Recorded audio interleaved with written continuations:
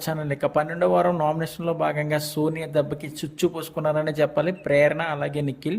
Sonia ఎంట్రీతో housemate మొహాలు అయితే మాడిపోయాయి. ఇక బిగ్ బాస్ అయితే 12వ వారం నామినేషన్లో ట్విస్ట్ పెడుతూ ఎలిమినేట్ అయిన కంటెస్టెంట్స్ వచ్చి హౌస్లో ఉన్న కంటెస్టెంట్స్ని నామినేట్ చేయాలని అయితే చెప్పాడు. అయితే ముందుగా అయితే మన సోనియాకని అయితే లోపలికి పంపించి హౌస్లో ఉన్న హౌస్మేట్స్ని నామినేట్ చేయాలనుబోతుకి ముందుగా ప్రేరణ నామినేట్ చేసి నోరు మూయించిందనే చెప్పాలి.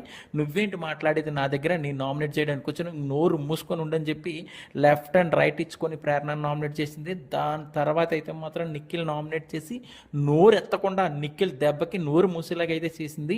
నిజంగా సోనియా నామినేట్ చేయడం చూస్తుంటే, ప్రోమో చూస్తుంటే ఫైర్స్ వస్తున్నాయి, గూస్ బంప్స్ వచ్చాయి. ఇక ఇందులో భాగంగానే నిఖిల్కి అలాగే ఎస్మికి అయితే చాలా పెద్ద గొడవ పెట్టింది.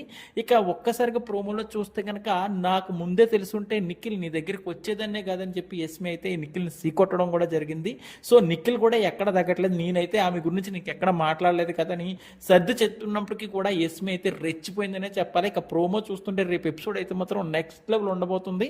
నిజంగా బిగ్ బాస్ అయితే మాత్రం ఈ ట్విస్ట్ పెట్టి నిజంగా జనాలకైతే సీజన్ 8 నెక్స్ట్ లెవెల్కి వెళ్ళేలాగైతే చేసాడని అర్థమవుతుంది. ఎలిమినేటెడ్ కంటెస్టెంట్స్ని తీసుకొచ్చి హౌస్లో ఉన్న కంటెస్టెంట్స్ని నామినేట్ చేయమనడం అయితే నిజంగా సూపర్ ప్లాన్ అనే చెప్పాలి. ఇందులో భాగంగానే ప్రేరణని నిఖిల్ని అయితే నామినేట్ చేసి బయటకు వచ్చింది. ఇక రేపు ఎవరు వస్తారు ఏంటి అనేది అయితే చూడాలి. నామినేషన్స్ అయితే 12వ వారం నామినేషన్స్ అయితే చాలా అద్భుతంగా ఉండబోతున్నాయి. ఇక 12వ వారం ఎవరు ఎలిమినేట్ అవుతారు ఏంటి అనేది అయితే చూడాలి.